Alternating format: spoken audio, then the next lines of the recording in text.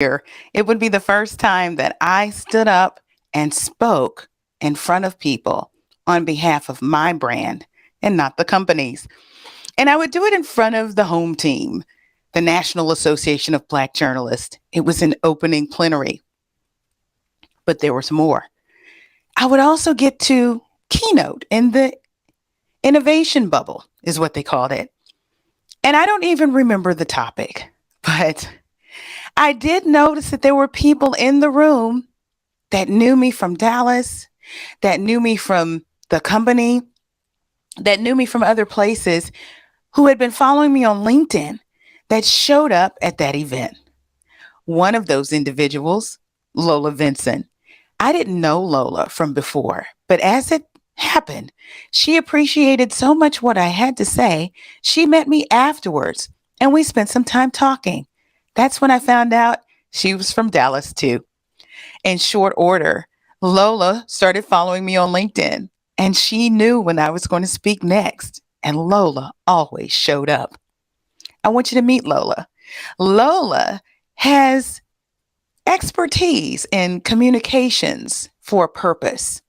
She also has expertise in credentialed coaching. I want you to meet Lola. She has much to say about women's development when it comes to personal development. And she also has a lot to say about how communications and coaching can work together to move our society forward. Without further ado, I'd like to introduce to you Lola Vinson, women's development coach and communication strategist. Let's get it. Hey, y'all. This is Culture Soup, where tech, culture, and business collide. It's a podcast that spoons up everything hot from social media. I'm your host, Elle Michelle Smith, and each episode we bring you some of the most notable and not yet notable thought leaders in tech, business, and culture.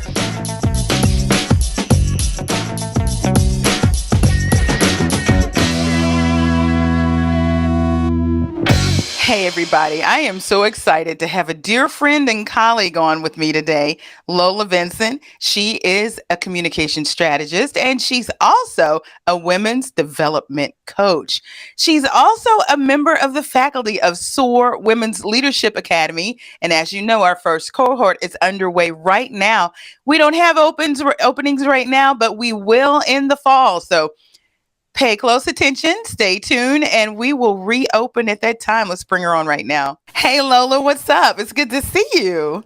Hello, how are you? Elle Michelle, so good to be here. I'm so glad you're here too. You know, we've known each other. Let's see, we met each other back at NABJ. Yeah. Was it Detroit? It was Detroit. So what was that, 2018, 2019? It's Yes. been years now. You know, this is a great example of how you could just be about your business. And if you're on the right path, God puts the right people in front of you. And you were in one of my keynotes or something. I think that's right. Yep. Yeah. You were delivering a keynote. And, you know, as I do with most things, you kind of search the person. You see, okay, let me find out a little bit more. And I realized that we were both based in DFW. And I said, okay, I want to learn some more about this woman. And I came up to you after and I was like, we're going to connect. You were like, when did we ever connect? We became friends and we started working together. And long story short, here you are. Had so much in common. I think I bumped into you again at TCU at a conference, nonprofit conference. And that's when I learned that you are in the nonprofit space. Tell the good people what it is you do. So I am a communication strategist, and my work sits predominantly at the intersections of race, culture, and social impact. And that has been showing up as public policy lately. A lot of comm strategy and advocacy around legislative work here in Texas, which if you follow American politics, you see that things can get pretty chaotic here in the South. And my goodness, yes, they can. Absolutely. And, you know, I really want to thank you, too, because just last semester, you spoke to my students, the seniors in senior seminar at Texas Christian University, Bob Schieffer College of Strategic Communication, and you talked to them about purpose driven communications. Yes, it's so important. My writing, my comms work, my coaching, it really does touch some element of race, culture, social impact, and public policy. And with my company Unbound Strategies, we leverage that matrix of strategic communications, creative alchemy, and personal coaching to catalyze that transformation for mission-driven people and organizations. So I love being able to do things like that and speak to students, emerging communicators, and work one-on-one with folks who want to do work that aligns with their values and that they feel good about. Yeah. Just hearing you say that is inspiring. And it sounds like something that my listeners will want to hear more about. But before we get going, how about we have a culture soup moment? Let's do it.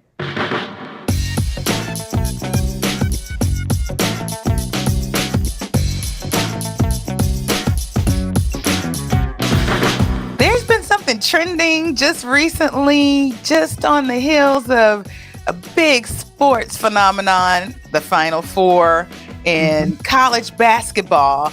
And as much as we were very proud of UConn coming out on top for the men's basketball, there was a little bit of drama on the women's basketball finals. And someone named Caitlin and another person named Angel, I believe that's her name. And Angel has a huge platform now as a result. You want to tell the good people what happened? Yes, I loved watching this unfold, and it's been so exciting. Women's basketball, especially at the college level, is exciting. And I think, as we often see with women's sports, they tend to get overshadowed by the men. But what we've seen, with this series is a lot of showmanship and the excitement that comes with playing the game at such a competitive level. So we had one young lady, Caitlin Clark, who plays with Iowa, phenomenal player, right? Has a beautiful style. I mean, just great. Apparently she had what became a signature move where she put her hand in front of her face, and it was to taunt the other players. And that's part of the game. You have a bit of you take some jabs, and it's still good sportsmanship. Well, when Angel returned the favor, so to speak, as LSU was, winning the game, it became not competitive and not showmanship. It was characterized as classless and unsportsmanlike, and you can't help but see the difference in the two players, in that one is a young white player and one is a young black woman. So we find ourselves kind of seeing that age-old comparison of things that might be appropriate or accepted by one group are, misconstrued and become unacceptable for another. It's interesting because this is truly the intersection of race and gender. Yep. And even before we get to the hand signals and the trash talking, the fact that we probably had more men watching women's sports at that point because these ladies were playing at a level that is just phenomenal. Yes. I mean, they brought it, right? It's so exciting. And to what people would think was a traditionally male circumstance, they were bringing it. But what's interesting is that trash talking has been the American way on the basketball court since, I don't know, since Hoosier basketball? Absolutely. since after Hoosier basketball? Yeah. And these are things that men do all the time. Yeah. So to see this critique about women doing exactly what the men do is fascinating to me. Yeah, absolutely. And, one of the criticisms against women's sports across the spectrum is that it's not as exciting as men's sports, which isn't the case. But then when you see some of those same exciting showmanship elements bubble up, it's not seen and embraced the same way as men who play the same sport. So, well, yeah. And we saw that a lot in tennis. John McEnroe would get on the court and do him. he would do him to the 10th degree, and no one Yes. said anything, right? Maybe he got a technical every once in a while.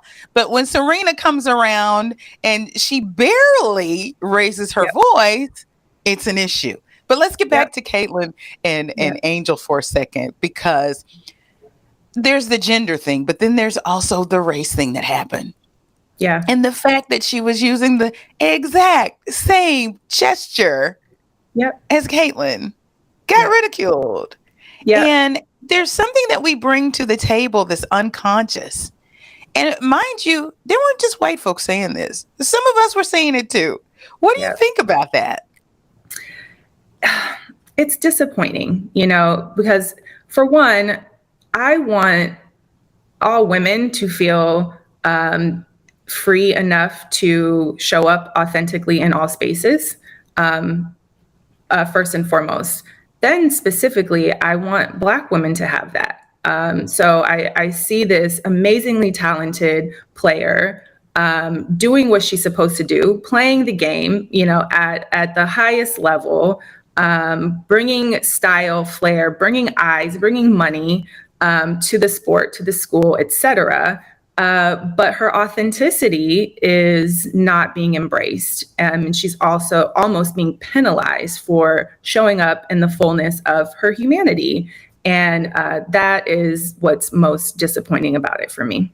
Yeah, and it's disappointing because I don't even think that she was in one way trying to be so authentic. She was just working within the construct of the culture of high performing basketball players, Yep, no matter what gender they might be. absolutely. And trash talk is a part of it. And so is the gesturing and all of that good stuff. If two men had been doing that, would we see the same thing? And the other thing is, if it was a Black and a white man, would we have the same? I mean, there's so many things that we could do. And there's not an end to the story, it seems. So we're seeing all of the chatter online, Yeah. and Angel suddenly has this platform, and she even tweeted out, "I'm just a sophomore." She's just a Right, sophomore. I don't even know if she's in her whole 20s yet. She may be right. like 19 years old, a teenager still, but she understands that this is her time to actually speak on things that really matter. And I really love the way that she's doing it. But where I want to go Yeah. with this is our dear First Lady. Some would argue that she put her foot in her mouth. I would argue that a little unconscious bias might have been showing. But did you see what happened when she was congratulating the two women's teams? Yeah. And, you know, gosh, if you win the Super Bowl, they only go to the MVP of the winning team to say, "I'm going to Walt Disney World." Isn't that Yeah. right? Yep. But she Yep. did something different. Yes, I did. I saw that. She said, that not only should LSU come, visit as the champions, but since Iowa played so well, it's such a good game, well, they should be able to come too. No, ma'am. No, ma'am. Take It's just there several are spoils, presidential first right? lady seats. Yeah, exactly. At which, President Biden made sure to correct that when he extended his invitation. But it kind of also goes back to the trope where, everyone gets a trophy, or, Oh, yeah. you're just not able to win. I saw a really great quote that said, people expect Black women to be humble winners and graceful losers. And no. No. Let them celebrate, let them fully embrace what they have earned to the fullest extent, and not everyone gets the trophy. Yeah. And I'm glad Caitlin, she showed up in the media and said the exact same thing. What I don't like is people saying, "Well, see there, it must be true because Caitlin said it." It was true because it was true. Yeah. And then the other part of Jill Biden, Dr. Biden, is interesting because you could see that as maybe some unconscious racial undertones. But you know what you could also see it as? This acquiescing that women are accustomed to and socialized to doing. And it Yes. may have been that Jill was just being the nice lady and trying to extend this nicety to Yeah. a sport that doesn't need that. Yeah, I agree. I think there was an opportunity for Caitlin to be a bit more direct in her support of Angel. She did, say that Angel shouldn't have been criticized for anything that she did, and she appreciated the competitiveness, which I think was great.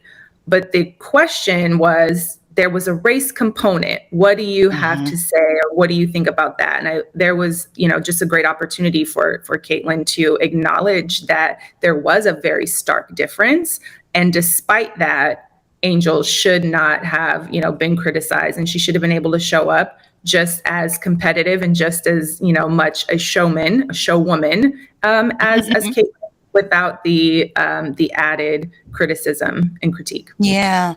And I do think there's one more aspect of this, and it's the cultural context that we're living in, where both sidesism is what I like to Yeah, call it, is the yeah, norm, where there can't be a right side and a wrong side, or a winning side and a losing side. It has to be merit in both sides. When yeah, there's clearly a winner and a loser, that is the construct.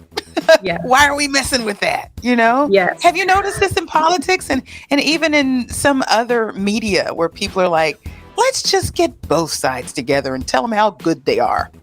Yes, often. When I think about legislative advocacy, one thing is, a lot of folks say, there are no permanent friends and enemies, and that can be true. You may find yourself on the opposite end of a particular policy or initiative in one go round, but then in another you find, some commonality, and I think it comes down to those shared values, and that's what unites us across all lines of difference. But where I think this shows up a lot is when we decide, okay, who are we? These are our values. And then we have to understand that not everyone will agree and not everyone will come along with us. But as long as we're staying true to these values in our strategy, in our communications, in how we show up, then we're heading in the right direction. Wow, couldn't the world use a lot more of that? People who believe what they believe. It's backed in credible information, and we Yeah. respect each other for what we think, and we walk in that Yeah. and coexist as civil people. That's what we Yes. need. We don't need both sidesism. Yeah, like it's okay to be on the opposite side, as long as the opposite side is not undermining my humanity, like my Yes, my safety. Like, okay, we don't have to yes. agree, and that's okay. But when we need to, are there shared values that give us a foundation to build on, and move in toward a shared goal? Awesome. Awesome. So, listen, I want to talk to you about women's development, okay? And there is a personal reason why this is so important to you in coaching, and even what you do in strategic comms. I was moved by your story when I heard it, and I'd love for my listeners to learn more about you in that way, because this is what you're bringing to the work that you do. And selfishly, I love it that you're going to bring it to SOAR Women's Leadership Academy. What brought you to this point? Oh, wow.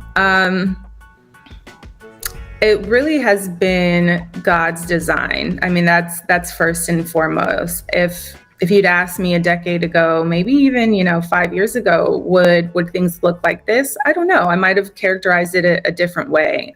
But I've always been a storyteller. I've always been fascinated by just the different ways people communicate, and I really believe that the ties that bind us across all lines of difference, age, race, geographic, region, et cetera, really are those stories that we share. Our stories connect us to our past. They ground us in the present, and they set us up, for the future.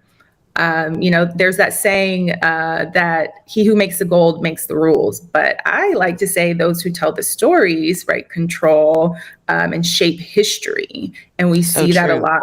We see that now, especially with how books are being banned, being rewritten. There are folks literally trying to change the story of our collective history and our present. Hmm. And throughout my comms career, I've done just about everything. I went to film school initially, and I started in documentary and television production.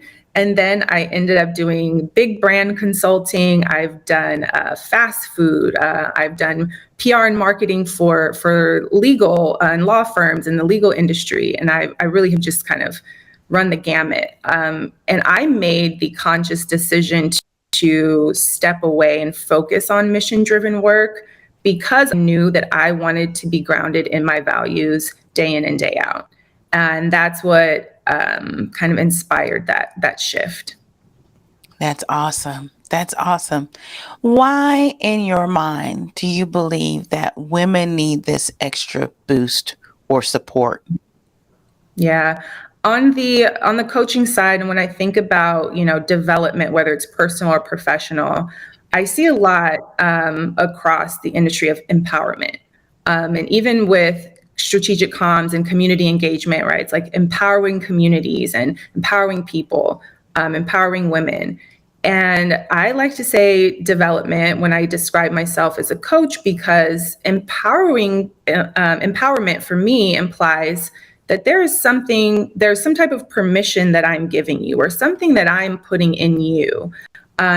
And I don't believe that, right? The answers, the power, the everything that you need to move forward is already within you. Yes. So I can activate it, I can develop it, I can amplify it, but I don't need to give you permission to use it and stand in the fullness of who you are. And so that's how I approach my coaching. And you know what? That's solid, because that is backed by the science that we know to be true in positive psychology, that you have the answers deep down what's inside of you as it aligns with your values. Yep. You have those answers. And it also means that whatever is going to motivate you is going to come from inside.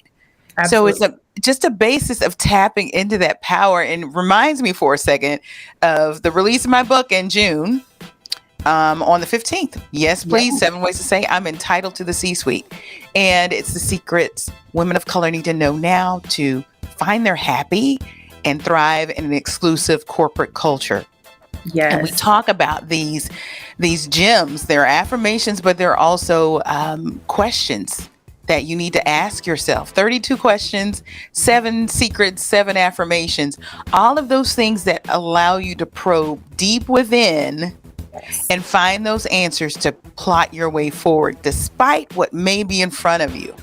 And I'm so excited, Lola, that you're coaching now. And I remember when you made the decision and I suggested CAP Institute. What was your experience like?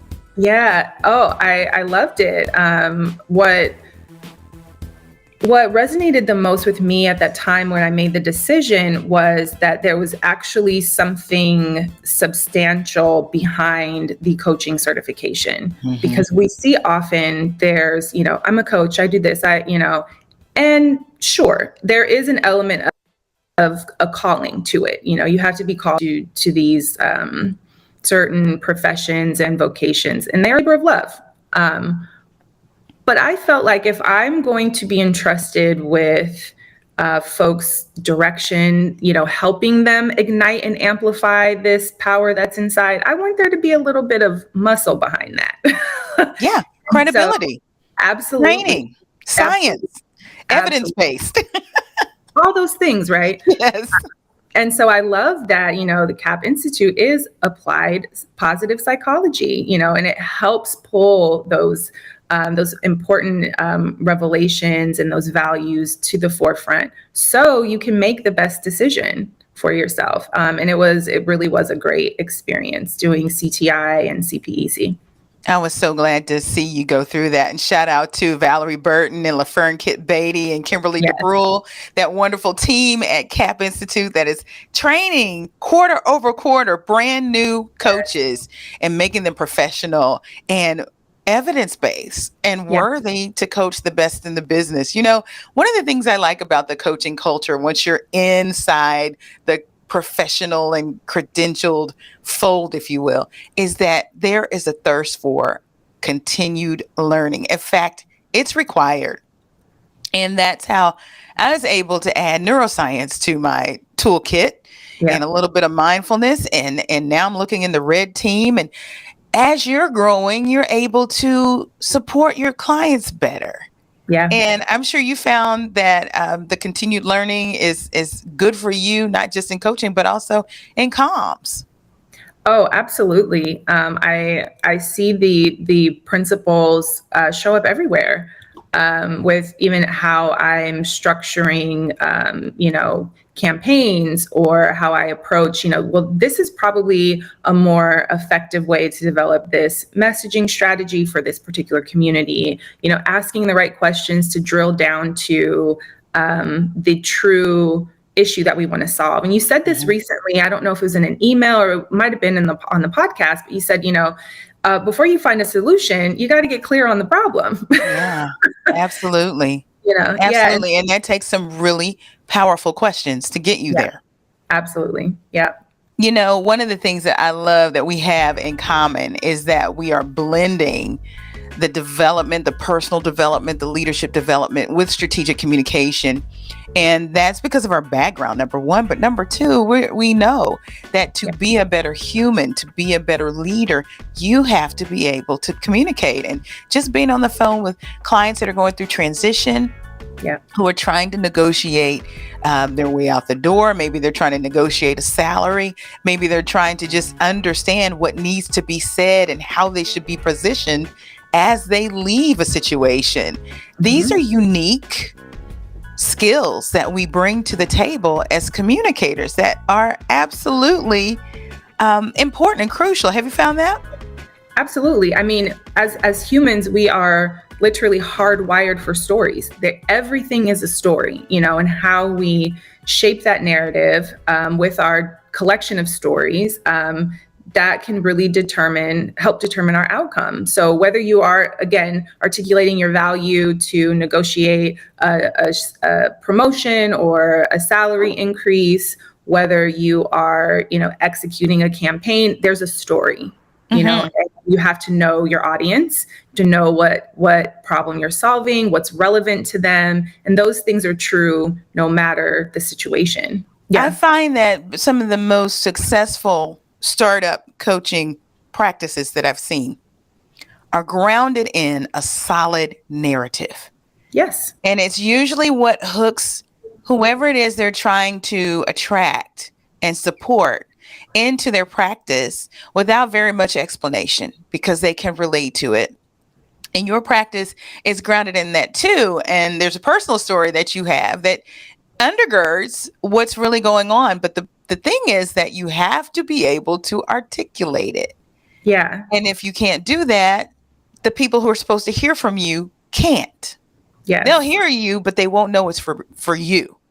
Absolutely. And you talked about this about, niching down and knowing who you're talking to. And before you can do that, you have to know first who you are, and Hmm. so I love Valerie's series when she's, coach yourself. And that's one Yeah. of the other great things about CAP and the applied positive psychology is because it's helping you kind of also go within. Yeah. And which then makes you of much greater service to the public and to those you are trying to serve. And I shared with you, I took a break from coaching for a while because I started feeling like it wasn't aligned in the right way, and I wasn't showing Mm. up for my clients and potential clients in the way that I really wanted to. And I said, okay, let me take a step back. We go within, let me sort some things out so I can show up fully and be Yes. of the greatest service that I'm meant to be. Absolutely. Coaches have coaches, the best ones do. Yep. The even better ones know how to use those tools to coach themselves.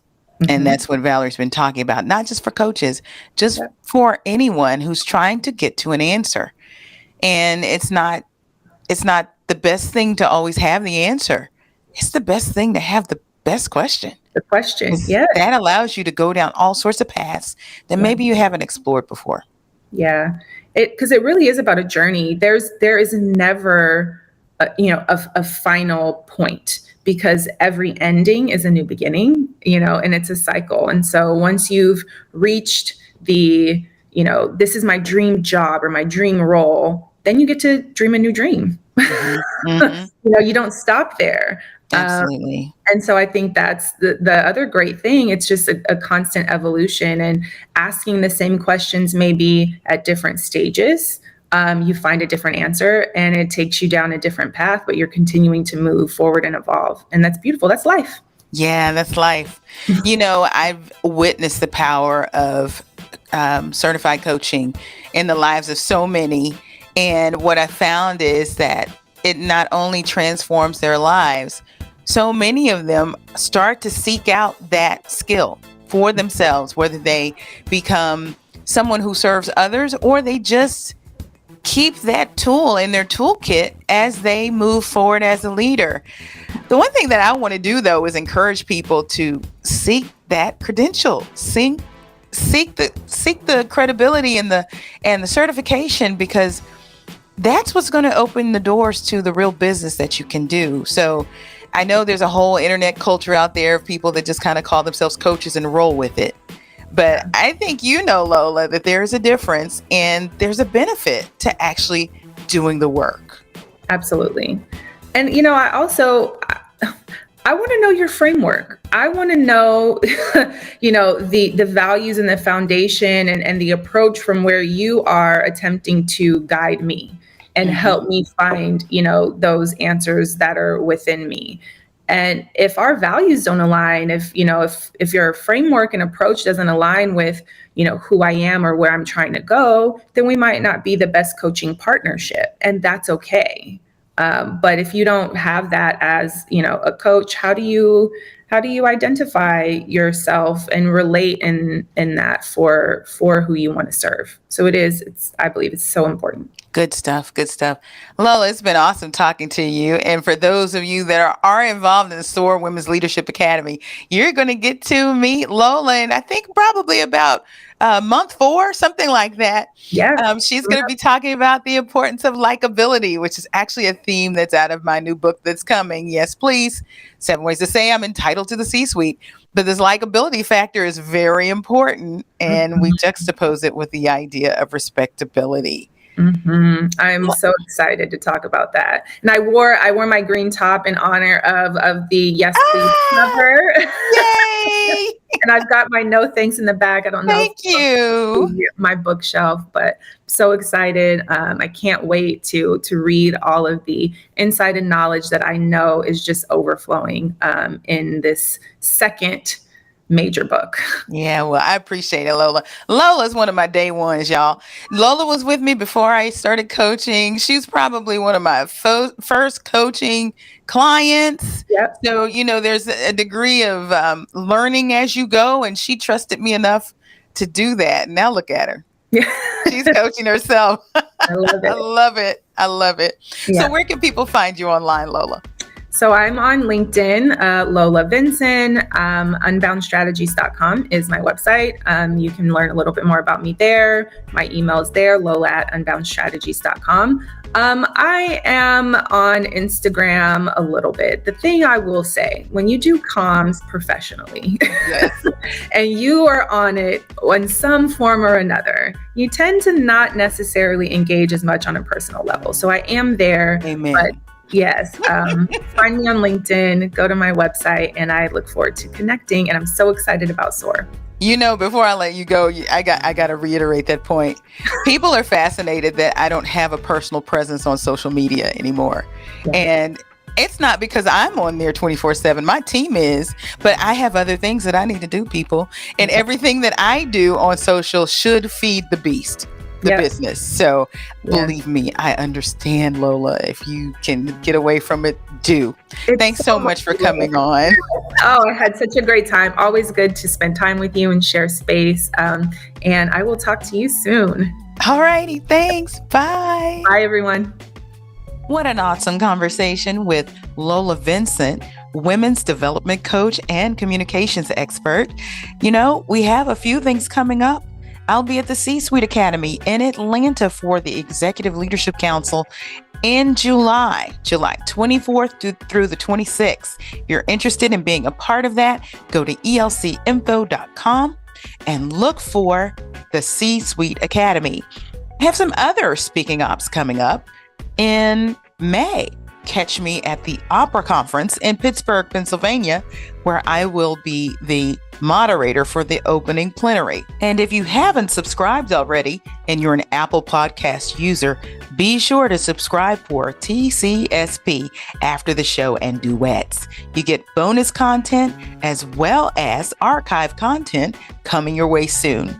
Find us online at theculturesoup.com, on Instagram and Twitter at The Culture Soup, and on Facebook at The Culture Soup Podcast. Until next time, go beyond all the table talk with Yes Please, 7 ways to say I'm entitled to the C-suite. Secrets women of color need to know now to find their happy and win in an exclusive corporate culture. It's inspiring storytelling and stinging truths grounded in science to support exceptional mid-career women of color on their way to the C-suite. Look for it June 15th, 2023. Forward by Dr. Jeff Gardier, America's psychologist. The Culture Soup Podcast is a production of No Size Communication, LLC.